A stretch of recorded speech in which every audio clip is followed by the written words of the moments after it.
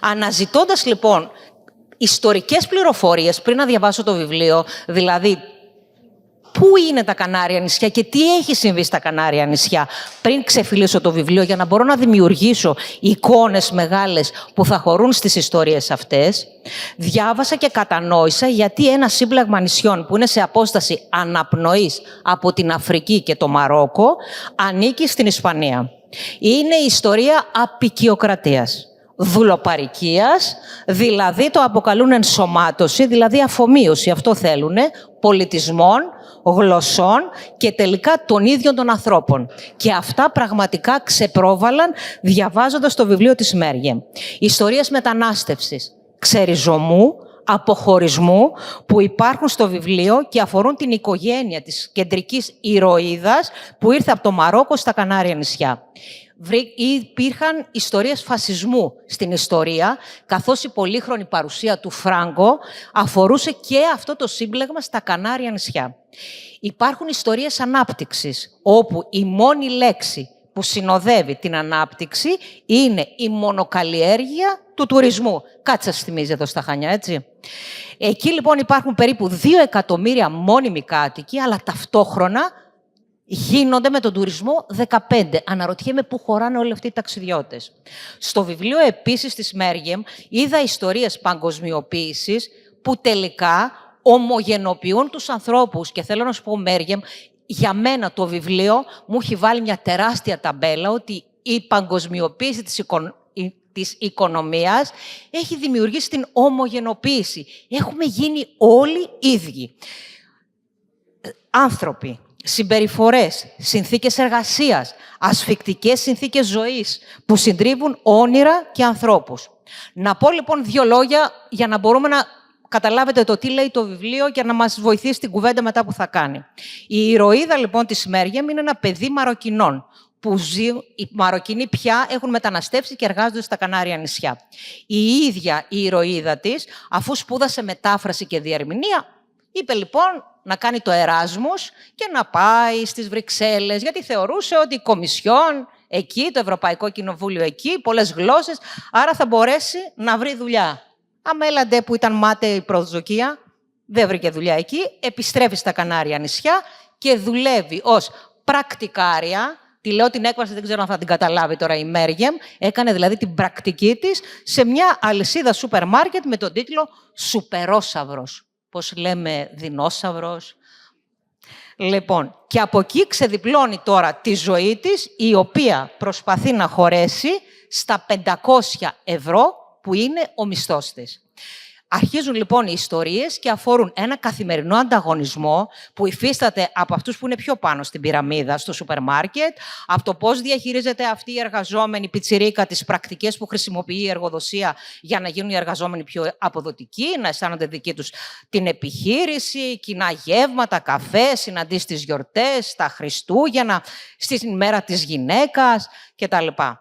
Επίσης, λέει ότι και εκεί δουλεύουν, εκτός από τα 500 ευρώ που είμαστε το ίδιο, με συμβάσεις ορισμένου χρόνου, κάτι μας θυμίζει αυτό, κακοπληρωμένες, κάνουν συνεντεύξεις αξιολόγησης, τους βάζουν να κάνουν αυτοαξιολόγηση, που όλα αυτά είναι πρόσχημα για απόλυση, δύσκολες συναισθηματικές και σεξουαλικές σχέσεις, που δεν βρίσκουν ανταπόκριση, αναζητούν συντρόφους μέσα από ψηφιακές πλατφόρμες, γιατί πώς να μάθεις να κοιτάς τον άλλον στα μάτια και να μιλάς απευθείας, δεν το έχουν μάθει. Αδιέξοδα στην αναζήτηση κατοικίας για τα ενοίκια, τα οποία και εκεί είναι στο Θεό, όπως ακριβώς γίνεται δηλαδή και εδώ στην Ελλάδα. Χαμένες ώρες πήγαινε έλα με τα μέσα μαζικής μεταφοράς, η ηρωίδα χαμένη στον ψηφιακό κόσμο, γιατί εκεί αισθάνεται πιο ασφαλής. Αναζητά η ηρωίδα της τη μαροκινή ρίζα της, που θέλει να την κρατήσει ως πολύτιμη κληρονομιά. Και τι έχει κάνει η ηρωίδα της? Παίρνει ένα από αυτά τα πολύχρωμα πλακάκια που έχουν στο Μαρόκο, γιατί από το σπίτι της γιαγιάς, που το έφαγε και εκεί ο εξυγχρονισμός, και το κουβαλάει μαζί της, γιατί θέλει να έχει σχέση με την ίδια της, με τους γονείς της που έχουν μαροκινή καταγωγή. Επίσης, άλλοτε βλέπω ότι φοράει μαντίλα, άλλοτε δεν φοράει η ηρωίδα της, που είναι και ένα θρησκευτικό πρωτόκολλο.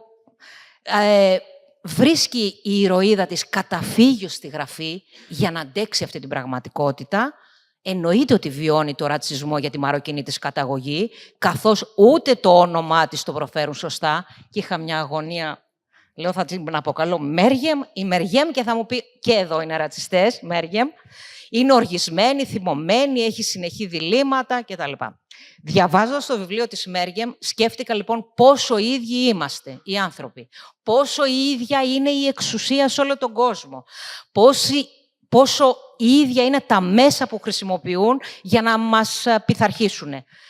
Θα μπορούσε η ηρωίδα της Μέργεμ να ζει στην Ελλάδα, να είναι παιδί δεύτερης γενιάς από την Αλβανία, από τα Βαλκάνια, από τη Μέση Ανατολή, από την Αφρική.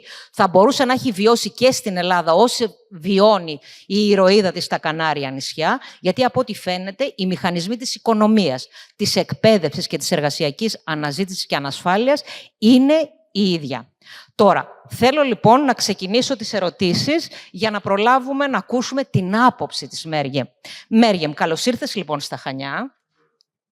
Νομίζω δεν διαφέρει και πολύ από τον τόπο στον οποίο ζεις και θέλω λοιπόν εσύ η ίδια να μας συστηθείς ποια είσαι. Δηλαδή, αν σε έβλεπε κάποιος στον δρόμο και σου λέγε ποια είσαι. Εκτός το ότι θα μας έλεγες ότι είσαι η Μέργεμ. Πώς θα συστηνώσουνα και θέλω να μου πεις τι σχέση έχεις με την ηρωίδα του βιβλίου σου. Vale. Σε ποια γλώσσα θα μιλήσεις? En español. Vale. Antes que nada, quiero darle las gracias al intérprete, que por eso estoy apretándome el auricular todo el rato, porque estoy intentando seguir lo que la periodista está explicando. Entonces, muchas gracias por trasladar mis palabras al griego, ¿no? ¿Quién es Meryem? Pues Meryem no es la protagonista del libro. Todo el mundo me confunde con ella o asume que soy yo. No sé por qué. Tengo la teoría de que es porque le presté mi nombre y se tiene esta idea sobre que las mujeres, o sea, los hombres hacen literatura, todo lo que escriben es ficción, pero las mujeres cuando escribimos sobre nuestra vida. Es una cosa muy extraña que descubrí cuando entré al círculo al circuito literario. Entonces, si me preguntas quién soy yo soy una mujer de clase obrera como tantísimas hay. Me crié y crecí en... Perdón, hay una persona con la mano levantada y no sé si es para mí o para algo, pero yo voy a seguir hablando. Me crecí y me crié y viví durante 30 años en las Islas Canarias, entonces pues soy una mujer canaria que posee las idiosincrasias, las costumbres y la cultura canaria. Y hace unos años me mudé a la capital de España, que es Madrid, por trabajo, porque una de las cosas que han regido mi vida desde que me incorporé al mundo laboral es el trabajo. Yo poco a poco he ido convirtiéndome en el trabajo que desempeño. Entonces, la idea de Supersaurio surge porque hace milenios, cuando era joven, ¿vale? Yo tenía una cuenta de Twitter, que no sé si se acordarán de cómo era Twitter antes de que lo comprase Elon Musk. Pero era un lugar bastante simpático donde la gente hacía bromas y tú podías incluso, sé que parece raro, pero podías mantener conversaciones normales con gente normal que vivía muy lejos de ti. Entonces yo tuve la suerte de que poco a poco, a raíz de ir quejándome de mi trabajo, porque se supone que todo lo que alguien tiene que hacer, ¿no? Estudié mucho y me esforcé mucho y salí al extranjero y seguí formándome y volví para conseguir eso que se supone que es un buen trabajo. Y cuando volví a Canarias, pues descubrí que no importa lo que tú hagas, tú vas a conseguir un puesto de becario por 400 euros. Entonces, ese fue mi primer trabajo. Y a raíz de ese desengaño, empecé a hablar de ello en Twitter. Y tuve la suerte, porque todo esto que me ha pasado es simplemente suerte. Yo no soy especial, yo no soy mejor que nadie, ni tengo más talento que nadie. Simplemente tuve suerte. Un editor de Blackie Books, que es mi editorial en España, me leía. Y a raíz de leerme me dijo, oye, me escribió un mensajito privado, ¿no? Y me dijo, oye, me hace mucha gracia tu visión del trabajo. ¿Tienes algo? O sea, ¿tienes textos largos? ¿me lo podrías mandar esta semana? Yo le dije, sí, por supuesto. Yo no tenía textos largos, ¿vale? Pero llegué a mi casa y escribí como un cuento que era de 10 páginas, también me acuerdo, que se llamaba 5 veces que la guagua se me fue en la puta cara. La guagua es autobús, pero en Canarias se dice guagua. Que no sé si esto ayudará al intérprete, espero que sí.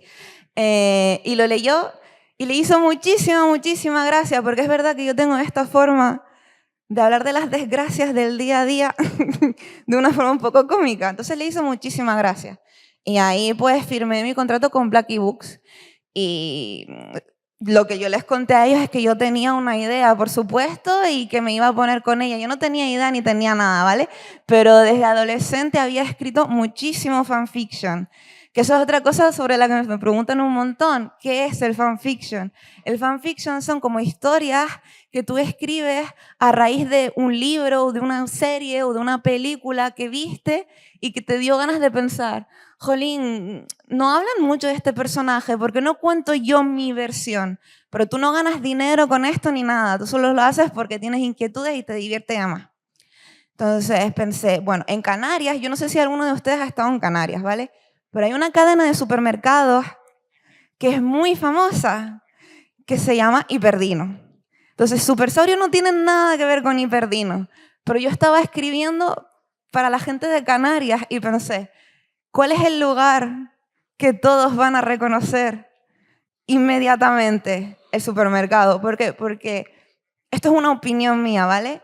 Yo creo que la sociedad funciona como un supermercado, ¿vale? O sea, en un supermercado, nosotros, que entiendo que somos gente normal, que no somos millonarios, vemos a otra gente como nosotros, que son los reponedores, el charcutero, la gente de pescadería y demás, ¿vale? Tú nunca ves a la gente que trabaja en la oficina del supermercado, ni a los que toman las decisiones en ese supermercado. ¿Por qué? Porque todos pertenecemos a esa misma clase, que es la base de la pirámide. A medida que tú vas ascendiendo en la escala social, que también es un poco mentira, ¿no? Porque no todo el mundo puede subir esa escala social. Pero eso lo descubres cuando creces un poco y te das cuenta de que no importa cuánto trabajes, nunca vas a ser millonario.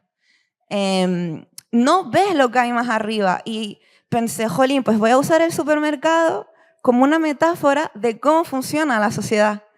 Y esa soy yo. Λοιπόν, Μέριεμ, για μένα το σημαντικότερο στο βιβλίο αυτό, πραγματικά, δηλαδή, είναι αυτή η ομογενοποίηση της κοινωνίας που υπάρχει τουλάχιστον σε όλη την Ευρώπη. Θέλω λοιπόν να μου πεις το εξής. Αυτές για μένα οι σοκαριστικές ομοιότητες, έτσι όπως τις περιγράφεις στο βιβλίο σου. Οι φίρμες είναι οι ίδιες, δηλαδή όποιοι έχουμε και εμείς εδώ. Τα brand name τα ίδια. Τα καταναλωτικά προϊόντα τα ίδια. Ο τρόπος που ντύνονται οι γιάπηδες ίδιος. Ο τρόπος που ντύνονται οι εργαζόμενοι στο σούπερ μάρκετ ίδιοι. Αναρωτιέμαι, αν σαν να έχουμε βγει όλοι από μια μηχανή αναπαραγωγής. Εδώ στην Ελλάδα υπάρχει ένας ζωγράφος που κάνει τα ανθρωπάκια τα ίδια. Είναι ο Γαΐτης. Και εμείς όταν θέλουμε να μιλήσουμε για την ομοιομορφία που όμως είναι σοκαριστική, λέμε σαν τα ανθρωπάκια του Γαΐτη. Για σένα, αυτή η ομοιομορφία, η ομογενοποίηση και όχι η διαφορετικότητα είναι εφιαλτική ή θεωρείς ότι σε διευκολύνει να μπορείς να επικοινωνείς με τους ανθρώπους της γενιάς σου σε όλο τον κόσμο ή να ερμηνεύεις το πώς είναι ο κόσμος? Es que yo creo... Mira, por ejemplo, esta mañana di un paseo por aquí, ¿vale? Yo nunca he estado en Creta, nunca he estado en esta ciudad. Di un paseo. Lo primero que vi fue un Zara.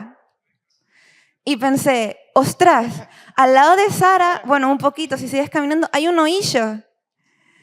Es el mismo trayecto que puedo dar en cualquier ciudad europea, voy a ver lo mismo. Pero es que yo no creo, yo creo que el capitalismo, ¿vale? Nos ha hecho creer que tenemos la ilusión de poder escoger. Cuando tú das ese paseo, Zara, Oillo, Bershka, pertenecen a la misma persona. Tú no estás escogiendo cómo te quieres vestir. Ellos ya lo han hecho por ti. La posibilidad que tienes tú de escoger es mínima y crees que eres diferente a los demás, crees que eres moderno, que estás expresándote, que tienes estilo propio, ya otra persona, un grupo de personas han decidido cómo vas a vestirte, cómo van a hacer que tú creas que tu decisión es tuya, cómo vendértelo, cómo hacer que vayas a Instagram y te grabes en un probador haciendo un haul de las mismas cosas que se van a poner 300, 800 mil millones de personas en Grecia, en Italia, en, no sé, en Tumbuctú. Entonces no existe realmente, somos todos la misma persona. Μέριεμ, θέλω να μου πεις πώς ασχολήθηκες με τη γραφή. Είσαι παιδί μεταναστών. Είχατε βιβλία στο σπίτι σας και πότε κατάλαβες ότι η γραφή είναι μια ανάγκη για σένα. Γιατί είπες και επεσήμανες ότι είμαι παιδί εργατικής τάξης και φρόντισες να μας συστηθείς εξ αρχής έτσι, με καμάρι. Sí, pero claro, pero eso, no sé, siempre lo he tenido claro, nunca he considerado que pertenezca a una clase que se llama hijo de inmigrantes, porque creo que ahora vivimos en un mundo en el que la mayoría ha tenido que irse de un sitio a otro para encontrar un trabajo bueno, porque le han echado de su piso, porque ahora su piso es un Airbnb y ha tenido que irse a otra ciudad a un piso que pueda permitirse con ese sueldo miserable que le pagan. Entonces la categoría de hijo de inmigrantes o no, nunca es un privilegio, lo sé, porque no parezco, que esa es otra historia de la que podríamos hablar más adelante, pero nunca me he visto a mí misma separada de la categoría clase trabajadora. Y creo que ahí está una gran trampa. Un trabajador blanco, por ejemplo, puede llegar a pensar que le va mejor que un trabajador negro. Así se les divide y así se les hace pensar que pertenecen a clases sociales diferentes. No es cierto, porque una vez el trabajador negro deje de suponer un problema, el siguiente que va a caer eres tú.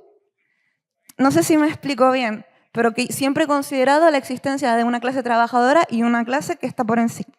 Ahora, lo de los libros y demás. En mi casa siempre hubo libros y siempre se nos fomentó a ser curiosos, a hacer preguntas, a ver más allá.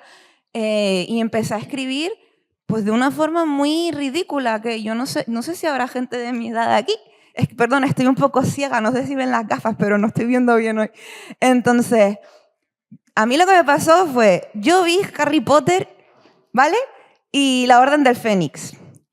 Ahí pasó una cosa trágica, pasó una cosa muy trágica para la Miriam de 13 años, que fue que Sirius Black murió. Entonces yo acababa de recibir el mayor regalo que existía en el mundo para la persona de esa edad, que era un ordenador de sobremesa con conexión a internet. Yo fui a Google y puse Sirius Black ha muerto, ¿es real? Y me salió una lista de páginas web donde había historias sobre que Sirius no había muerto. Empecé a leerlas, eran fanfictions. Y una vez pasaron los meses y pensé, esto significa que yo también puedo escribir mis historias sobre Sirius Black, mis versiones. Y así es como yo empecé a escribir. Y luego de ahí pasé a Blogspot, que no sé si le sonará a alguien, que tú antes las cosas no eran monetizables. Tú tenías un hobby y tú te desarrollabas a ti mismo en ese hobby en la intimidad de tu casa. Ahora todo es vendible. Todas tus inquietudes las puedes monetizar. Todo te da un link de partner en Amazon. Me parece una cosa tan extraña, tan triste. Μέριεμ, θέλω να μου πεις, στα όνειρά σου, ποια γλώσσα χρησιμοποιείς και όταν γράφεις, σκέφτεσαι και γράφεις σε ποια γλώσσα γράφεις. Γιατί μέσα στο βιβλίο σου η ηρωίδα λέει τη σχέση που έχουν τα αραβικά με τα ισπανικά, σε ποια επιλέγει να μιλάει ισπανικά, σε ποια αραβικά. Εσύ θέλω να μου πεις πώς ονειρεύεσαι, σε ποια γλώσσα ονειρεύεσαι, σε ποια γλώσσα σκέφτεσαι αυτό που θες να γράψεις και όταν πιάνεις το κομπιούτερ ή ενδεχομένως και το μολύβι, σε ποια γλώσσα γράφεις. Vale. Hay estudios sobre los niños que crecen en hogares bilingües, ¿vale? No distinguen en qué idioma piensan o en qué idioma escriben y demás, porque ellos no hacen el cambio como una persona que ha aprendido el idioma a posteriori. De hecho, una de mis tesis de fin de estudios fue esa, ¿no? El cerebro de los niños bilingües en la interpretación consecutiva y la interpretación simultánea, ¿vale? Si te ayudaba y era una ventaja para ti de adulto, o si no, y no tenías una ventaja con respecto a una persona que aprendía ese segundo idioma ya de adulto. Pues la respuesta era que no, que la persona que crece en un hogar en el que se hablan 2 idiomas o más sí tiene cierta ventaja con respecto a alguien que estudia o que aprende el idioma más adelante. Entonces, yo realmente nunca hago la diferencia, pero sí que hay emociones que expreso mejor en un idioma o en el otro. Entonces, las cosas de la familia, por ejemplo, sí que me doy cuenta que me es más fácil hablar de ellas en árabe. Y cuando estoy muy enfadada o he leído algo que no me ha gustado y quiero responder, mi primer idioma es el español. También con el trabajo, yo no sé si les pasa a ustedes también, en el sitio en el que trabajo, el idioma que se usa es el inglés. A raíz de eso, porque llevo ya 10 años ahí, he empezado también a veces a soltar anglicismos. Porque es un idioma ficticio ese, no es una lengua, ¿cómo se llamaba? No es argot, bueno, no me acuerdo, pero es un idioma que solo funciona en el contexto en el que estás. Entonces, en el contexto en el que estás, decir slide, call, circle back, tiene sentido ahí, pero si cuando sales a la calle y hablas así, pareces un poco imbécil. Entonces intento no hacerlo, pero se me escapa sin querer. No sé si esto responde a tu pregunta, Alexandra. Βεβαίως. Λοιπόν, Μέριεμ, μίλησες προηγουμένως και είπες με έπαρση και το ότι είσαι παιδί της εργατικής τάξης και έχεις τέτοια συνείδηση. Μέσα στο βιβλίο σου, θέλω να η ερώτησή μου είναι ποια σχέση έχεις με την πολιτική, γιατί μέσα στο βιβλίο υπάρχουν έντονες αναφορές στο Φράγκο, στο Ραχόι, στους Ποδέμος, στους Σουηδαδάνος. Σε εμάς όλοι αυτοί οι σχηματισμοί, να το πω έτσι, μας ήταν πολύ γνώριμοι, γιατί την περίοδο των μνημονίων, όταν μας βρίζαν αυτοί από το βορρά και μας λέγανε αυτά που μας λέγανε για τους τεμπέληδες του Νότου, που ήμασταν εμείς, οι Ισπανοί, οι Πορτογάλοι κτλ. Είναι πολύ γνώριμα. Οπότε λοιπόν όλους αυτούς με τις πλατείες τους έχουμε γνωρίσει. Εσύ λοιπόν, γιατί είσαι μικρή, αναρωτιέμαι ποια σχέση έχεις με την πολιτική, όχι με τα κόμματα. Γιατί καταλαβαίνω από το βιβλίο σου ότι σε αφορά το τι γίνεται στο πολιτικό σύστημα. Claro que me interesa porque tú como ciudadano no puedes vivir en una burbuja. A mí me hace mucha gracia la gente que dice, no, yo soy apolítico, yo no opino en política, porque pienso, cuando sales a la calle, si en esa calle no hay árboles, eso es política. Cuando sales a la calle, si en esa calle hay bancos donde tú te puedes sentar sin gastarte un euro, eso es política. Entonces, cuando alguien te dice que es apolítico, ya te está diciendo de qué ideología es. Para mí era muy importante el contexto de mi protagonista, ¿no? De la protagonista de Super Sabrio. Ella es una mujer joven, de clase obrera, que crece en un lugar que está hiperturistificado, y eso es real. Yo no sé cuál es el grado aquí, pero en el sur de Canarias, los autobuses, las líneas de transporte público, están construidas de forma que favorecen a los turistas, no a la gente que tiene que irse a un sitio a trabajar. Entonces, a veces te encuentras con que tu autobús, el que te va a llevar a tu oficina, pasa una vez cada hora. Eso no es realista, pero como esa línea no la transitan los turistas, les da igual. Entonces, es imposible que tú crezcas en ese contexto y no vayas forjándote una ideología. Y no sería realista que esta protagonista tuviese alguna de las opiniones que tiene, como a mí me da igual, todo me da igual y nada me importa. Lo único que me da miedo es Dios y Hacienda. No te lo va a decir alguien que no piensa en política o alguien que en el libro piensa, aunque me tratasen en esta empresa como si yo fuese una presa de Guantánamo, yo voy a aguantar. ¿Por qué? Porque me pagan 500 euros cada mes. Y con esos 500 euros yo puedo dejar de ser una carga para mis padres, porque no son muchos, pero ya puede pagarse el bono de transporte, puede pagarse el teléfono. Desde el principio, lo primero que dice es, a mí lo único que me importa es el dinero. Y durante toda la novela, todo lo que pasa va construyéndose para dejar claro que lo único que a ella le importa es el dinero. Y por eso aguanta todo lo que aguanta. Y por eso llega a ese final que tanta gente odió y que a mí no me parece lógico que odies, porque si ella te dice desde el principio que es que a mí de verdad, que es que como si me pisan y me empujan por unas escaleras, si me pagan, estoy bien, ese es un final lógico para eso. Creo, vaya. Χθες παρακολουθώντας μία συζήτηση με έναν Ιταλό, επίσης πιτσιρικά λογοτέχνη, είπε το εξής.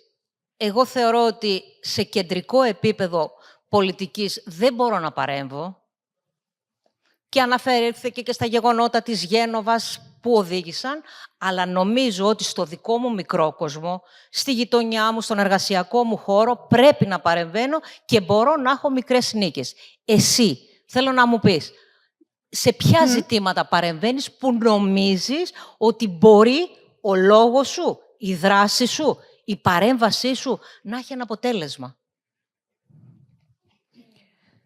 Es una pregunta complicada porque yo creo que el individuo per se no puede lograr mucho. Entonces hay que funcionar en el marco de la comunidad, ¿no? Tú solo no puedes hacer casi nada, pero tú y un grupo de personas más sí. Por ejemplo, la comunidad de vecinos. O sea, me he dado cuenta con el paso del tiempo. Yo cuando era pequeña, mis padres conocían a todos nuestros vecinos y todos nuestros vecinos nos conocían a nosotros. Si te reventaba una tubería y se inundaba tu casa, tu vecino te podía ayudar. Si se te estropeaba el coche y no podías llevar a los niños, tu vecino podía llevar a tus hijos al colegio porque ibais todos al mismo colegio. Entonces, para mí, una forma de avance político es la comunidad. Entonces, cosas que yo puedo hacer sola en mi margen de actuación, pues votar iniciativas que defienden un poco el bien común, no el bien de gente que no sé dónde está y que tiene 1.000 millones de euros en sus bolsillos y que vienen y compran todo mi edificio y nos echan a todos. ¿Entiendes? Entonces, así es como me lo planteo mediante la escritura. ¿Qué poder tengo yo? Pues yo puedo escribir, ¿no? Por ahora. Entonces, cuando escribo en el periódico, hablo de, me fui, tuve que esperar al autobús un buen rato y me di cuenta de que no hay un banco donde nos podemos sentar. ¿Quién es el presidente de esta comunidad autónoma? ¿Quién es el alcalde de mi ayuntamiento? Pues voy a poner su nombre en mi columna y le voy a hablar a él. Oye, Pepito, que sepas que en el barrio X, los ciudadanos, la gente que te votó, ¿no? Porque se supone que él está ahí porque nosotros le pusimos ahí, que en verdad no, yo no le voté, pero bueno, la comunidad, el conjunto le votó, ¿no? Entonces, hola. Μέριεμ, μου λέει μία κοπελιά που είναι από μία γειτονική χώρα εδώ, από την Αλβανία, αναφερόμενη στο ρατσισμό, ότι κάποιος πλησίασε και της είπε «Είσαι πάρα πολύ όμορφη για να είσαι Αλβανίδα». Και θεωρούσε τώρα αυτός ότι δεν ήταν ρατσιστικό σχόλιο. Θέλω λοιπόν να μου πεις το εξής. Εσύ, εκεί που μεγάλωσες, η ίδια αν βίωσες ρατσισμό, με ποιο τρόπο η οικογένειά σου σε όπλησε απέναντι σε αυτό το ενδεχόμενο και αν υπάρχουν ακροδεξιές συμπεριφορές που τις βλέπεις έντονα εκεί που ζεις. Γιατί εδώ και στην Ελλάδα, καλά και πολύ περισσότερο εδώ τώρα και σε αυτό το νησί δεν θέλουν μετανάστες, τους αποκαλούν λαθρομετανάστες, να τους κλείσουμε πουθενά σε κανένα νησί, να τους διώξουμε, να τους πνίξουμε κλπ. Θέλω λοιπόν να μου πεις εσύ πώς το βίωσες και πώς οπλίστηκες απέναντι σε αυτό. Και αν υπάρχει ακροδεξιά εκεί που ζεις και με ποιο τρόπο συμπεριφέρονται. Sí, en España hay un discurso ultraderechista, ¿no? Hay un partido que se llama Vox, que creo que surgió hará cosa de 10 años, no me acuerdo porque confundo racistas con racistas, entonces es difícil seguirles la pista, pero sí que hay un discurso ultraderechista en España. El problema es, o bueno, la suerte es que mucha gente los trata como si estuviesen locos, ¿no? Y que están subidos encima de una caja de fruta y gritan, bueno, moros fuera, chinos fuera, latinos fuera, no les gusta a nadie, solo se gustan ellos a sí mismos. Entonces no, es como una cosa marginal. Pero lo que comentaba antes de que, claro, yo escapo un poco de racismo porque yo no parezco. Yo he tenido mucha gente que me ha dicho, cuando ha pasado el tiempo, ¿no?, de conocernos y de repente han descubierto que, ostras, soy musulmana. Y han recordado todas las cosas o todos los comentarios feos que hacían delante de mí. Y ha sido bastante incómodo, tanto para ellos como para mí, ¿no? O el famoso, no quiero amoros en España, pero tú no, tú contigo no tengo ningún problema. Entonces, también me pasó, Canarias es un poco distinto al resto de la península ibérica o de España, porque hay muchísima inmigración. Entonces, el Puerto Rico, que es donde yo crecí, no confundir con el Puerto Rico de Bad Bunny, por favor, es otro Puerto Rico. Ya cuando yo iba al colegio, la mayoría de estudiantes eran de origen magrebí, de origen asiático, de origen latino. Entonces, para mí lo normal era crecer con inmigrantes, no fue nada extraño. Lo que sí es verdad es que a medida que yo iba avanzando en mis estudios, la proporción de hijos de inmigrantes se iba reduciendo. Y ya cuando llegué al doctorado, yo era la única. No sé por qué existe esa brecha, no te lo sabría decir, pero es algo que sí noté. Όλα αυτά που λέμε δεν είναι μια συζήτηση πολιτική. Όλα αυτά υπάρχουν μέσα στο βιβλίο της Μέριεμ. Δηλαδή, με έναν τρόπο τα βάζει στο στόμα των ηρώων της. Δηλαδή, δεν κάνουμε μια συζήτηση πολιτική σαν να μην έχουν σχέση με το βιβλίο. Μέριεμ, θέλω να μου πεις ποια είναι η σχέση σου με τη θρησκεία, αν είναι κομμάτι της κουλτούρας, είναι εμπόδιο ή αποδοχή, και το ρωτάω γιατί η Ισλαμοφοβία έχει γίνει ένα εργαλείο φόβου στα χέρια των ισχυρών του κόσμου. Sí. Επίσης υπάρχει στο βιβλίο.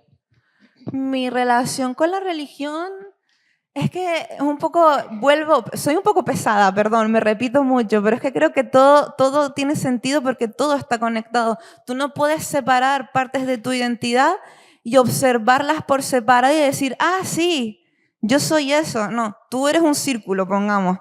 Todo está dentro de ti. O sea, yo nunca he observado mi religión como algo distinto a lo que yo soy, ¿no? Que es una persona trabajadora, de clase obrera, que cree en Dios, ¿sabes? Pero, por ejemplo, una cosa curiosa ahora que hablas de la islamofobia. Yo me acuerdo, yo nunca pensé que Supersaurio iba a venderse tanto, ni que se iba a traducir, ni nada. Yo pensaba, lo van a comprar 4 personas, genial. Pero cuando empezó a hacerse popular y demás, me empezaron a llegar comentarios como gente diciendo, esta es mora, no puede ser canaria. A lo que yo siempre pienso, ¿qué tiene que ver eso en lo que yo creo con el lugar en el que yo crecí? No tiene nada que ver. Pero sí que es verdad que hay tan pocos referentes de gente que es musulmana, pero no es solo musulmana, ¿no? Tú ves una serie de televisión, ¿sabes quién es el personaje musulmán? Porque lleva un pañuelo y porque no le dejan salir de casa. Me parece una visión tan racista de las cosas, pero claro, es que nunca ha habido nadie que diga, oye, ¿y yo qué? No existo. Μέριεμ, μέσα στο βιβλίο σου λέει η ηρωίδα, πώς θα ήταν η ζωή μου αν είχα γεννηθεί σε μια οικογένεια με άλλες δυνατότητες, να αφιερώνομαι σε άλλα project αντί να ξεσκίζομαι στη δουλειά. Πόσες φορές αναρωτιέμαι αν εσύ ή οι φίλοι σου, που είναι παιδιά μεταναστών από το Μαρόκο, έθεσαν αυτό το ερώτημα. Γιατί το πού γεννιόμαστε δεν το επιλέγουμε εμείς. Sí, no escogemos dónde nacemos, ni en qué familia naceremos, ni nada, pero yo creo que esto es algo en lo que ha pensado todo el mundo, porque con la globalización y con Internet tú tienes acceso a las vidas de muchas personas y te enteras de muchas cosas de las que antes no te habrías enterado, ¿no? Entonces, yo en esto que comentas de los proyectos y demás, yo ha habido veces que estando en Instagram he pensado, ¿cómo puede esta persona estar de viaje todo el año? ahora en Santorini, ahora en Nueva York, ahora en Las Vegas, ahora en Italia, ahora en Madrid, en Barcelona, todo el año, todo el año. Nunca hay fotos de yo haciendo una slide para mi presentación, para mi jefe, nunca. Entonces, claro que en algún momento de tu vida vas a pensar, ¿cómo habría sido mi vida si yo hubiese nacido en una familia en la que pudiese crecer con tanto dinero que no tuviese que pensar, tengo que hacer mi currículum y tengo solo experiencia de 17 becas que hice, pero no tengo experiencia real de trabajador? O, tengo que hacer mi currículum, pero solo para el puesto más junior me piden 17 años de experiencia y una bola de dragón. Pero yo nací en 1991, es imposible para mí tener esos 20 años de experiencia ya. ¿Cómo sería mi vida si yo pudiese estar dedicada a proyectos? Proyectos que son hacer un haul de Temu o viajar a Punta Cana en vez de tener que estar trabajando. Pero vamos, eso es un poco de resentimiento de clase, que creo que es normal tenerlo. Μέριεμ, πάλι να αναφέρω ένα κομμάτι από μια ειδική αναφορά που έχει στο βιβλίο σου και είναι τα λόγια μιας ηρωίδας. Πόσο εύκολα μπορεί κάποιος να ενσωματωθεί στο σύστημα και από εχθρός του να γίνει ο ίδιος τυραννόσαυρος. Γιατί μέσα στο βιβλίο υπάρχει μια ολόκληρη αναφορά το πώς κάποιος που είναι εργαζόμενος στο σούπερ μάρκετ και του δίνουν μια θεσούλα, εκεί που ήταν αγανακτισμένος, εξοργισμένος, που έβριζε, έκλαιγε, ευκολάκι. Γιατί από τα 500 να περάσει τα 1200 δεν είναι και λίγο. Sí. Και αυτό τώρα είναι μια ολόκληρη αντίληψη. Δηλαδή, από εκεί που βρίζουμε και καταγγέλουμε, άμα μας δοθεί μια θεσούλα, πολύ εύκολα τα κάνουμε delete και τα διαγράφουμε. Claro. Claro que sí. O sea, no sé si existe aquí en Grecia el concepto de clase media. Entonces, por favor, entiendan que lo que voy a explicar ahora es una cosa que yo conozco de mi realidad en España, ¿vale? La clase media no existe, es mentira, en mi opinión, porque si tú dependes de un sueldo para poder vivir, tú no eres clase media, tú eres clase obrera. Pero hay un grupo de gente que se ha creído de verdad que porque cobran un poco por encima de la media ya pertenecen a otra clase y tienen que protegerse y proteger sus intereses de esos que están por debajo, que somos todos nosotros, ¿vale? Entonces, durante unos años en España se hizo muy popular el término ocupa, ¿vale? Y todo el mundo de repente, todo el mundo en esa clase media empezó a tener miedo de que se les metiera un ocupa en casa y les robase la casa. Eso no es real. Tú estás en tu casa, tú no vas a venir de la oficina y te vas a encontrar con una familia que se ha metido en tu casa. No es real. Pero se volvió como un problema y hablaban de ello todos los días en las noticias. Y lo veías a todas horas y subieron los anuncios de los sistemas de alarmas, de los sistemas de seguridad privados, ¿no? Entonces yo llegaba a veces a la oficina y yo oía a mis compañeros de trabajo hablando de que se tenían que ir un poco antes porque iba a venir la gente de Securitas o de lo que sea a ponerle una alarma en casa. Yo pensaba, tronco, vives en un piso de 56 metros cuadrados con tu mujer, tus 2 hijos. El piso está hipotecado, el coche que tienes está hipotecado, nadie va a ocuparte la casa. Pero ellos genuinamente pensaban que sí, porque ellos tienen dinero, porque tienen todas esas cosas. Y por supuesto alguien de abajo se lo va a querer quitar.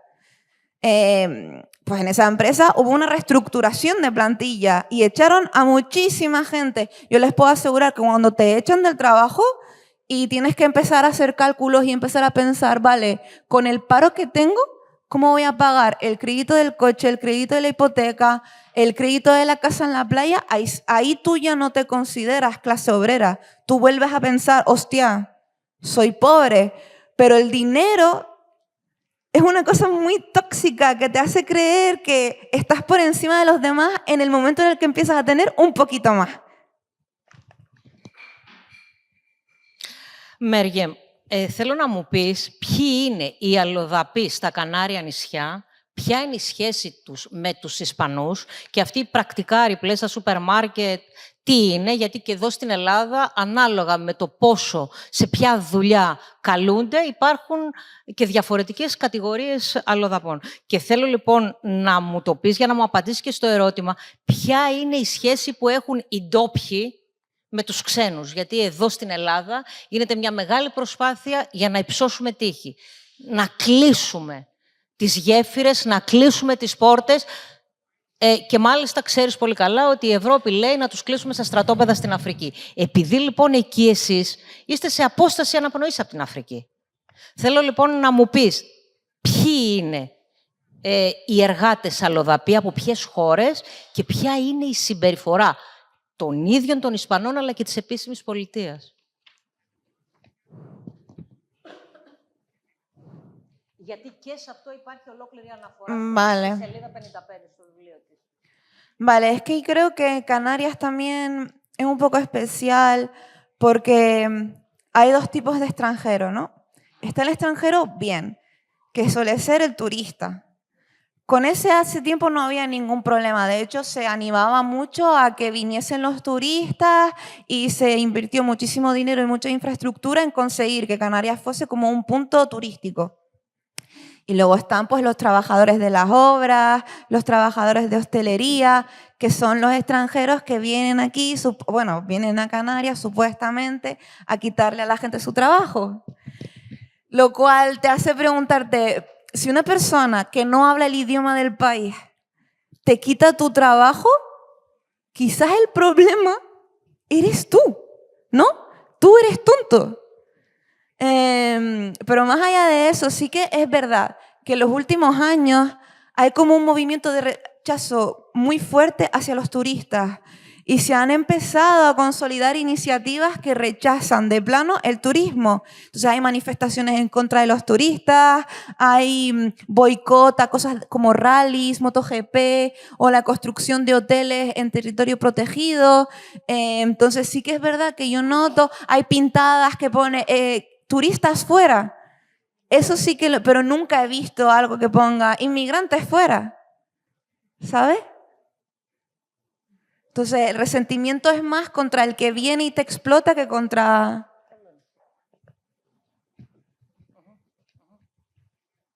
Θα ήθελα να σε ρωτήσω τι σχέση έχεις με το Μαρόκο, πια σήμερα.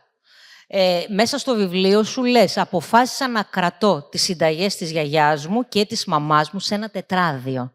Γιατί αυτή είναι η σύνδεση με την πατρίδα, την οικογένεια, την κουλτούρα. Σε αφορά λοιπόν η χώρα των γονιών σου. Γιατί δεν είναι δική σου πατρίδα, εφόσον λοιπόν είσαι παιδί δεύτερης γενιάς πρακτικά. Ή δηλώνεις Μαροκινή. No, no, yo me considero canaria, la verdad, porque es el sitio en el que siempre he estado, ¿no? Mi relación con Marruecos es alguien que más en verano, pero lo de las recetas y demás es ficción. El libro es un 80% mentira, ¿sabes? No es real. Yo nunca trabajé en un supermercado, siempre he sido trabajadora, nunca he estado ahí. Entonces, casi todo es ficción, menos el nombre de la protagonista y que escribe fanfiction. Todo lo demás es mentira. Κλαις εύκολα η ηρωίδα σου μέσα στο βιβλίο. Πολλές φορές βρίσκεται σε αδιέξοδο, κλαίει κρυφά, ανεβαίνει στην ταράτσα στο σούπερ μάρκετ, πάει στην αποθήκη, πάει στο υπόγειο, βρίσκεται ώρες ατέλειωτες μοναξιάς και λέει περνάνε ημέρες, γίνονται εβδομάδες, τι έχω κάνει. Αναρωτιέμαι εσύ, τι σχέση έχει το συναίσθημα ως αντίδραση σε μια πραγματικότητα.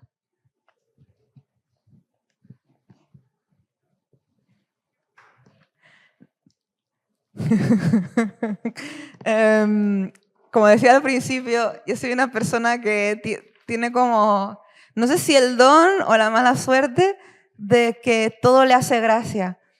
Entonces, lloro muy poco en mi vida.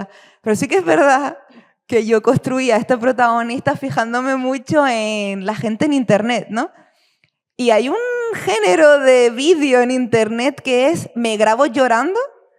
Y es gente que le dejan, por ejemplo, rompe con su pareja, pone el móvil, ¿vale? en un trípode, entiendo, empieza a grabar y se graba llorando porque la han dejado. La despiden y se graba llorando mientras la están despidiendo, ¿no? Entonces pensé, a esta muchacha le pega muchísimo llorar todo el rato y hablar de lo mucho que llora. Y me hizo gracia.